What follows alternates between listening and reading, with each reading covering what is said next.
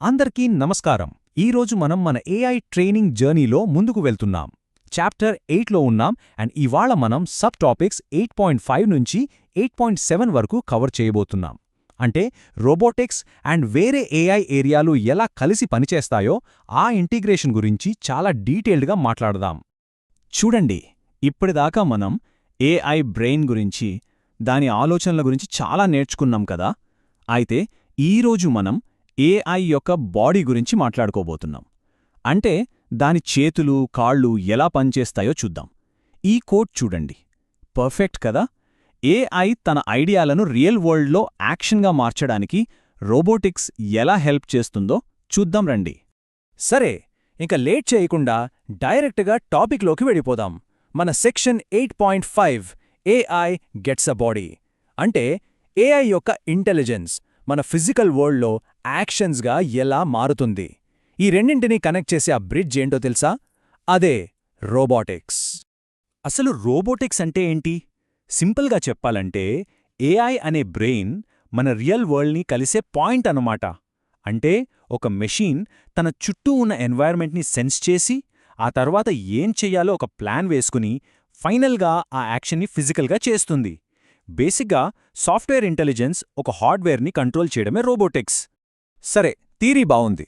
కానీ ఈ రోబోటిక్స్ మనకు రియల్ లైఫ్లో ఎక్కడ కనిపిస్తోంది, ఎక్కడ ఉపయోగపడుతుంది? కొన్ని రియల్ వరల్డ్ ఎగ్జాంపుల్స్ చూస్తే ఈ కాన్సెప్ట్ ఇంకా క్లియర్గా అర్థమవుతోంది. సో కొన్ని అప్లికేషన్స్ చూద్దాం. మొదటిది మ్యానుఫ్యాక్చరింగ్. మనం పెద్ద పెద్ద కార్ ఫ్యాక్టరీల్లో అసెంబ్లీ లైన్స్ మీద చూస్తుంటాం గదా, కొన్ని రోబోటిక్ ఆర్మ్స్ ఉంటాయి. అవి ఎంత ఖచ్చితంగా, ఎంత ప్రెసిషన్తో కార్ పార్ట్స్ని వెల్డ్ చేస్తాయో, లేదా ఎలక్ట్రానిక్స్ని అసెంబుల్ చేయడం లాంటి పనుల్ని అన్బిలీవబుల్ స్పీడ్తో మనుషుల కంటే ఎన్నో రెట్లు వేగంగా చేస్తాయి. రెండోది ఆటోనమస్ డ్రోన్స్. డ్రోన్స్ అంటే కేవలం గాల్లో ఎగరడమే కాదు, అవి తమ చుట్టూ ఉన్న పరిసరాలను చూడటానికి, వాటి దారిలో వచ్చే అడ్డంకులను అంటే అబ్స్టాకిల్స్ని తప్పించుకుని ముందుకు వెళ్లటానికి ఏఐని వాడతాయి. డెలివరీ లేదా సర్వేలెన్స్ లాంటి పనులకు ఇది చాలా చాలా ముఖ్యం కదా. ఇక హెల్త్ కేర్ సెక్టర్కొస్తే ఇక్కడ కూడా రోబోటిక్స్ ఒక రివల్యూషన్ తెస్తోంది. చాలా చిన్న చిన్న రోబోట్స్ ఎంత డెలికేట్గా సర్జరీలు చేస్తున్నాయో, అలాగే పెద్ద రోబోట్స్ నర్సులకు హెవీ ఎక్విప్మెంట్ లిఫ్ట్ చేయడంలో సాయపడుతూ హాస్పిటల్స్ని సేఫర్గా మారుస్తున్నాయి. ఇక ఫైనల్గా ఎక్స్ప్లోరేషన్. మార్స్ మీద తిరుగుతున్న రోవర్స్ గురించి మనందరికీ తెలుసు కదా. అవి మన భూమికి మిలియన్ల మైళ్ల దూరంలో ఉండి ఎవరి సహాయం లేకుండా సొంతంగా సైంటిఫిక్ డెసిషన్స్ తీసుకుంటున్నాయి. దీని వెనుక ఉన్నది ఏఐ పవరే. జస్ట్ ఇమాజిన్ చేసుకోండి, ఎంత అమేజింగ్ కదా. ఓకే, ఇక్కడో చిన్న ఫన్ ఫ్యాక్ట్. రోబోట్ అనే పదం ఎక్కడ్నించొచ్చిందో తెలుసా? ఇది రోబోటా అనే ఒక చెక్ పదం నుంచి వచ్చింది. దానర్థం ఫోర్స్డ్ లేబర్ లేదా వెట్టి చాకిరీ అనమాట. దీన్ని మొదటిసారి 1920లో ఒక నాటకంలో వాడారు. ఇంట్రెస్టింగ్ గదూ. సరే, ఇవన్నీ బావున్నాయి. కానీ ఒక చిన్న ప్రశ్న.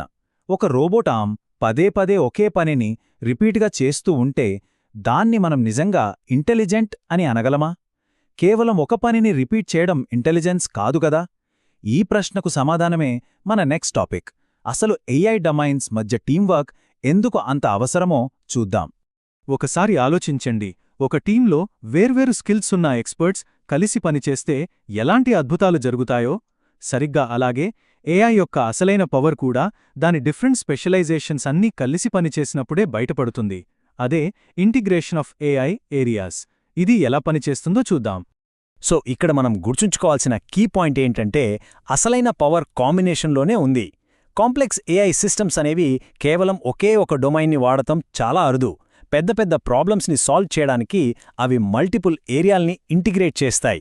దీనివల్ల ఏమవుతుందంటే ఆ సిస్టమ్స్ మరింత సేఫర్గా, స్మార్టర్గా, ఇంకా చెప్పాలంటే మనకు చాలా యూస్ఫుల్గా తయారవుతాయి. ఈ ఏఐ ఇంటిగ్రేషన్కి ఒక పర్ఫెక్ట్ బెస్ట్ ఎగ్జాంపుల్ కావాలా? అదే సెల్ఫ్ డ్రైవింగ్ కార్. వేర్వేరు ఏఐ డొమైన్స్ ఒకే టీమ్గా కలిసి ఎలా పనిచేస్తాయో చెప్పటానికి ఇదొక అద్భుతమైన కేస్ స్టడీ.